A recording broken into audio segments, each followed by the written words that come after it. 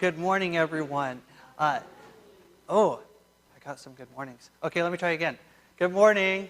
Good morning. Thank you. Appreciate it. All right, someone's bringing forward a ladder, and that's going to be interesting. You can tell me later if you hate it, but it's going to be an illustration today. All right. Well, I don't know if you guys heard it during you can come up. I don't know if you guys heard it during children's time, but there were crickets. And then I don't know if it's just me, but I think I might be in trouble with Rick, sounds like. I don't know. All right. And sorry about how many announcements we had, but there's a lot coming up in this season. So I'll remind you guys, this next week here, we have the Easter egg hunt next week on Palm Sunday with the kids bring the branches and all of that.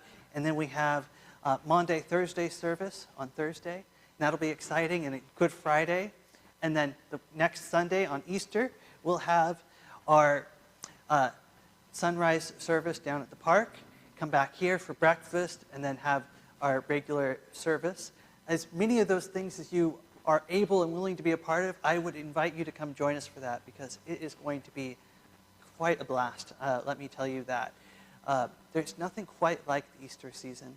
And the Easter season, more so than Christmas or any other part of the year, is the most important holiday of our faith. So I hope you guys can join me for many of those things while also making time for family. And if you guys get a chance, come pick up one of these bags. They're very, very heavy. Each one of these has about 250 eggs in it. We ended up with a lot more than last year, partially intentionally, but more than I intended anyways. So hopefully we get more kids in. So if you guys are involved in anything where there's kids, if you have family with kids, or if you are on Facebook, tell them about it. Because we have a lot of eggs to give away, and otherwise I'm going to start pelting you guys with eggs after Easter. All right. So there's that. This morning we're looking at 1 Thessalonians 3:10. So 1 Thessalonians 3:10. So this is our third week in this sermon series on life with an exclamation point. The next few weeks we'll be taking a break going into the Easter season, but then we'll jump back in and finish out Thessalonians. In Thessalonians chapter 3, what we're seeing happening in this letter is that Paul, Timothy, and Silas have been in contact with the Thessalonians.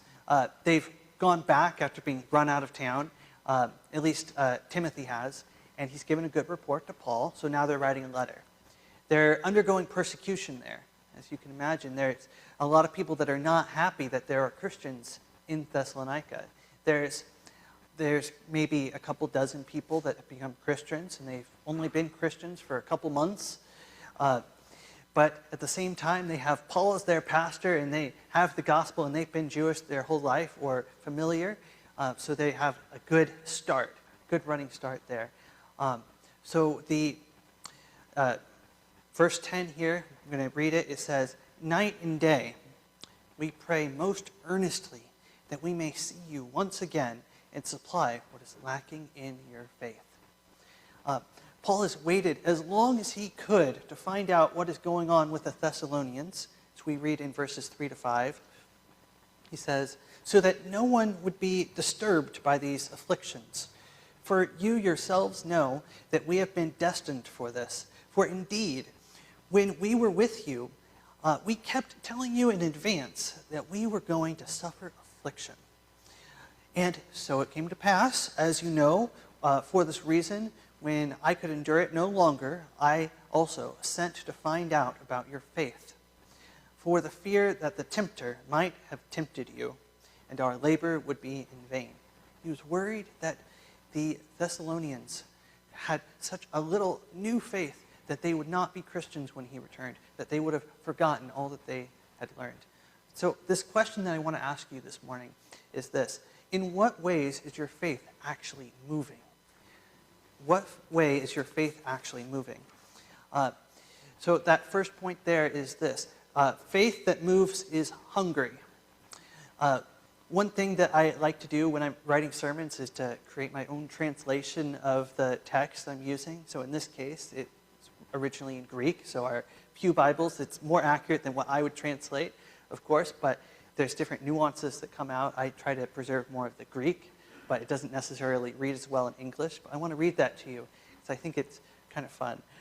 So in verse 9, it says, "What thanks are we able to make to God to repay you all the joy concerning all that we rejoice because of you all in the presence of our God by night and day beyond all measure that we ask God that we may see your face and to complete that which is lacking, namely the faith of you all." In the verse 10 there, the emphasis is on that word lacking and that word faith. So it's that interplay of those two words moving towards something, towards completion. That phrase is hysteramata tes pistos. It's lacking the faith. The completion of what is lacking, namely that faith, right? So what Paul wants the Thessalonians to be aware of is that they are missing something, and he wants to help fill in and complete their needs. They had the gospel. They had Paul as their pastor. They knew their testimony, right? And they were examples to the surrounding churches. And we've learned about these things the last few weeks. But there was still something missing. There was a next step to take. They were Christians. They knew the gospel. They knew their faith. But there's still another step to take. And if that's true for the church in Thessalonica, who had Paul as their pastor and had such direct access to the gospel, then it's true for us today that our faith is incomplete, that there's more work to be done. When we have faith that grows, it multiplies in and of itself. Faith grows in knowledge. It's like when I was a kid. It's an illustration here for you. I remember when I was a kid, I was afraid of heights, deathly afraid of heights.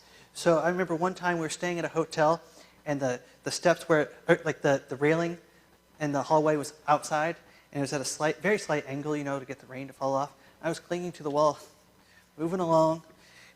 I did not want to fall off, okay? But then when I got older, I started working with my dad, and working with him, I had to climb ladders, and pop ceiling tiles, and run wires, and do increasingly more complicated things. And as I got older, I got more and more comfortable climbing up ladders, to the point where I would be standing, I'm not going to do it, I'm scared of it today, but I would be standing on the top square of the ladder, and I'd be 15 feet in the air on that top square. So I remember this one time specifically. I was 15 feet up a ladder, so it's about to that wood up there, standing on the top little square in the middle of a room, like bigger than this one, standing in the middle of the room with my legs hanging down, and I'm leaning over like this, doing something, and it's in a casino, and I was about 16 at the time. In any case, I'm in the casino, I'm doing this, 15 feet up in the air, and people are down below like, "Is this okay? Is this okay?" They were worried about me. I think my dad was a little bit worried about me too. He wanted me to be safer about it. But it's like, I don't want to go down the ladder, move it, go back up. It's a lot. All day going up and down that ladder. Well, in any case, so how did I get from clinging to the wall to standing on top of a 15-foot ladder? That wasn't one day to the next. It was a process, getting more and more used to things. When I first started working with him, I was afraid to go past maybe the second step. I would be shaking a little bit. Okay, got the tile. It's like, okay, if I can't see below the tile, I'm not so worried about it. But then, as it got older, got higher and higher up. All right, now hopefully that wasn't too much of an illustration for you. All right. Okay, so, yeah, you can take that. Stop me from falling off of it. I cannot go to the top of a 15-foot ladder today without my legs shaking just a little bit. And don't ask me to change the lights in here because I'm not going to do it. Yeah, I'm not doing that. We'll let Bill worry about that. Now, why is it that I used to be able to climb that without worrying about it, but now I'm back to worrying about it? How did I go from not being able, scared of heights to not scared of heights to being back to being a little bit scared of heights. It's very similar to our faith. That's a process, okay? As we use our faith, as we climb ladders, we get more used to heights. If we use our faith, we get used to using it, our faith grows. We become more comfortable trusting God. And in that process, our faith grows. So our faith grows in that knowledge that he will follow through for us. And when we don't use our faith, when we become stagnant in our faith, we lose our faith. Not our salvation, but rather we stop trusting God. When we stop using our faith in some way, when we stop finding outputs for our faith, scared to go that first step up the ladder. And how embarrassing is that, to not be able to take the first step up the ladder? Okay, now just keep that in mind. What does it look like for you for your faith to be moving, for it to actually be growing and to be in use? So Paul puts this rather succinctly, I would say, in 2 Corinthians 10:15. He says that we're not boasting beyond our measure, that is in other people's labors or faith experience, but with the hope that as your faith grows, we will be, within our sphere, enlarged even more by you. So if you see my faith in action, for example, your faith might grow a bit because you've come to recognize that it's okay, that you're going to be okay. But even more so, how much will your faith grow if you're using your faith? So that's sort of how that works there, I think. Okay, I'm trying to slow down. I'm trying to drink coffee, slow myself down. I have a different type of coffee today. It's a salted vanilla caramel. My wife thought I'd like it. It does taste better, but it has a flavor, and I'm not much of a flavor person. Okay, I'm slowing down. All right. All right. So faith is not just hungry. It's not just moving. It's also relational. It's that faith that moves is relational. For faith to be relational, it grows or shrinks due to our environment. If we're in a place where we need lots of faith, our faith will naturally grow. But if we're in a place where we don't need any faith, it's going to fade away. This has a lot to do with our choices, who we choose to be around, the ways in which we choose to spend time with God, and the challenges we put ourselves in. So this one is interesting to me. I've talked about this with a few people in the church already, especially on one of the Wednesday night Bible studies about a month ago. It's the idea of 1 Corinthians 8, 7 through 12. And I won't read that, but I'll talk about this idea a little bit. Paul was addressing, is it okay to eat this meat or not eat this meat? Like if there's meat sacrificed to an idol, can I eat it or not?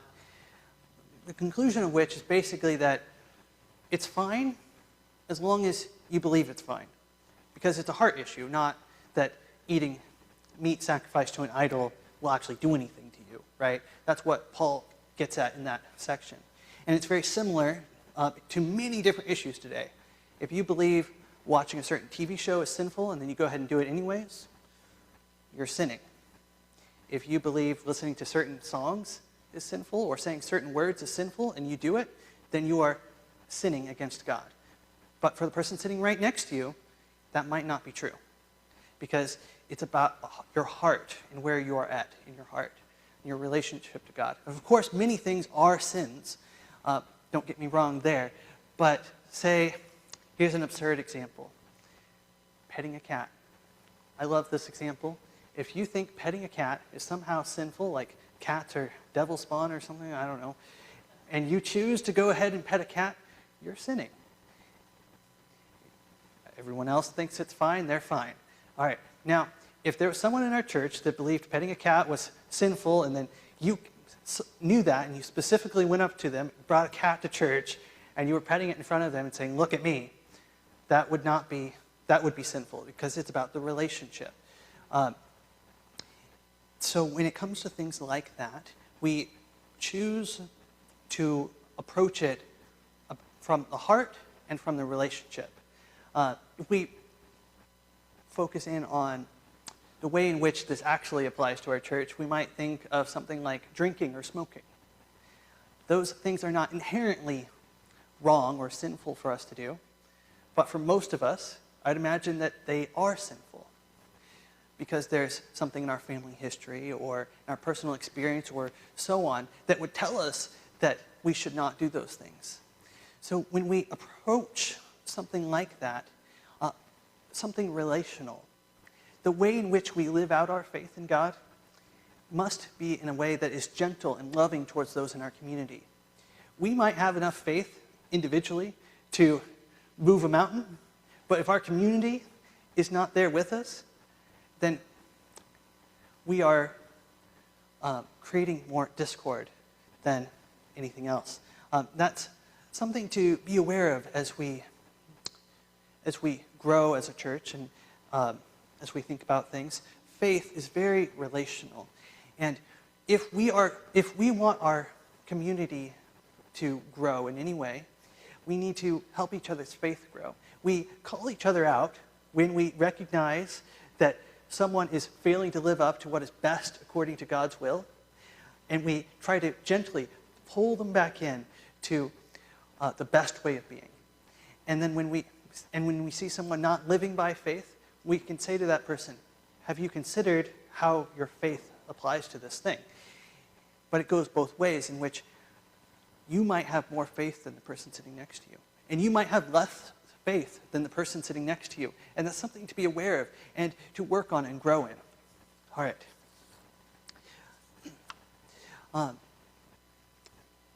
But then again, to draw that idea to a close, it would be that Paul says that he would become all things to all people just to share the gospel.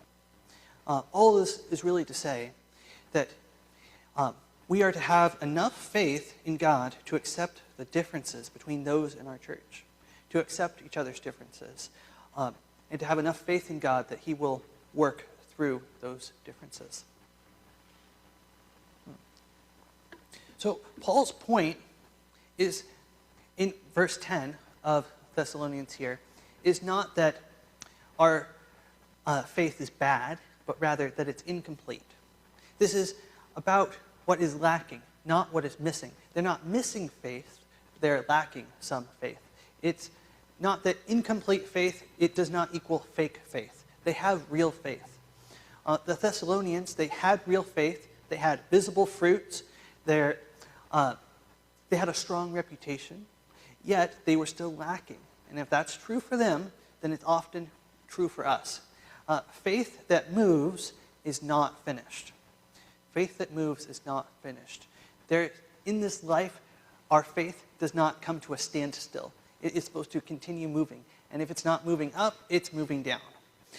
So for each of us today, having faith is not finished. Faith that moves might look like that you have if you don't have faith that moves, it might look like having knowledge of the Bible, but not applying that knowledge. It might be that you read your Bible occasionally, but when you're not reading it, you're not applying it. But faith that moves takes that knowledge and applies it to your life. It might be that you go to church on Sunday, but when you leave the building, you go back to being your old self. Faith that moves takes the church with you wherever you go, takes it to work with you Monday morning, and doesn't let it out of your sight. Faith that moves is a faith that listens for God's voice in every moment of the day, especially during the challenging ones, when it is so tempting to turn to yourself rather than to God.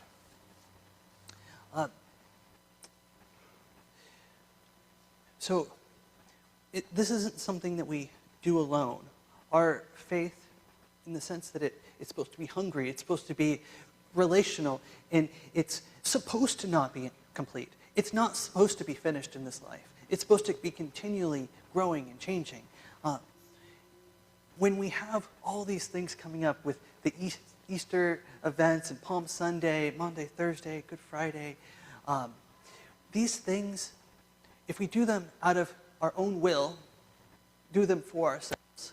Even if we do them for God, but we don't do it in community, then we might as well not do it. If to have faith that is relational and hungry and incomplete is to grab everyone around you and say, let's go up that mountain, let's climb that ladder together. It's to take everyone along for the ride and help grow the faith of people in the community. You are not in a silo of faith. Your faith is part of the community. That's one of those things, I can't tell you how many people I know, and I'm sure many of you know, that don't go to church at all. They call themselves Christians, but they don't go to church. And the problem with that is that faith is relational. If you don't have that relationship with others in the faith, if you are not part of that community, that structure, that faith, you can't observe faith in others. You can't be informed where you need to grow in your faith. That is what's so important about the faith. You can hate the music, you can dislike the pastor, you can dislike everyone in the church, but you still go because the reason to be there is for your faith and for that fellowship. You go to see in which ways you as a person need to draw closer to God. People say, hey, you were at the Bible study and you said that every time you drive down the road and someone's walking down the sidewalk, you drive through the puddle. Don't do that. That's a reason to go to church. You might not realize it, but that's a reason to go to church. And similarly, if you're on the other side of the room and you say, don't do that, that is part of what being a Christian is about. It is growing in your faith, building a faith that is able to move and draw others in. When we have things like Easter coming up, faith that is hungry invites others to church. It invites people. It grabs those cards in the lobby and it takes them to people that you know could use some extra candy or could use some Jesus in their life. It is, for faith to be relational, you connect to people in the church. You don't just leave on Sunday morning and then wait until the next week. You talk to people in church. You're friends with people in this church. You are part of some of the Bible studies. When you have a problem with something the pastor says, you talk to him about it. These are things that make us Christians. They're some of the defining characteristics of who we are as a community. And if we are not taking those steps up the ladder, then when circumstances arise, where challenges in life happen, our legs start getting shaky. It's one step up the ladder is as if we're 15 feet up in the air and we don't know what to do, and our faith becomes completely rocked. So in the meantime, in the good times, in the normal everyday life, we go out of our way to take steps up that ladder, to move our faith, to be hungry for a deeper relationship with God, so that when those hard times come, that we're prepared and that we're not doing it alone, that people can come alongside us who know us and know our experience and can share their faith with us. All right. Now, with all this in mind, having faith that's hungry, relational, faith that's not finished, that last fill in the blank for you is to have a faith that is pursued intentionally. We are to have a faith that is pursued intentionally. We are to be willing to do whatever God may ask, be willing to make mistakes. Step into the abundant life that faith has to offer. That's John 10:10. And I invite you to consider how your faith is actually moving this week. That when you are actually taking the steps to grow in your faith, well, okay, here it is. John 10:10. The thief comes only to steal and kill and destroy. I came that they may have life and have it abundantly. When we are not using our faith is like a jacket. If we are not using our faith, when we are not wearing it out into the world the rest of the week, it's if we are taking it off and putting it in a drawer and forgetting about it. And what does John 10:10 show us? If we're taking our faith off and leaving it in a drawer, what do thieves do? They come in the night and they break into your house and they take that thing which is most precious to you. The devil comes in the night and he takes your faith because you have left it behind. It's not something you are holding on to. Our faith is to be with us constantly. It's something that we are continue to building into and using in our life and sharing with others like a gift. There's so many aspects of this that I could preach about it for the rest of my life, but I'll leave it there. So as we start to wrap up here and as we come to a close, I would invite you to pray with me. So with all heads bowed and eyes closed, let's go to the Lord in prayer. I know that many, if not most, everyone here is a Christian and has loved God. And God, I thank you for everyone who is here this morning. Lord, I pray that you would show us how we may grow in our faith in you this week. How we may have a faith that is hungry, relational, and moving, that we pursue intentionally. Lord, I pray that you call each one of us to something more, to something greater. And if this is something that you do not have, that you wish to have, I invite you to, with all heads bowed and eyes closed, to raise your hand as a confession of your faith and to pray with me. Thank you. And if this is your first time, I invite you to pray this prayer with me. And if you have been a Christian your whole life, I still invite you to pray with me this prayer. Jesus, I know that I have sinned, and I know that I cannot save myself, and I believe that you died for my sins and rose again.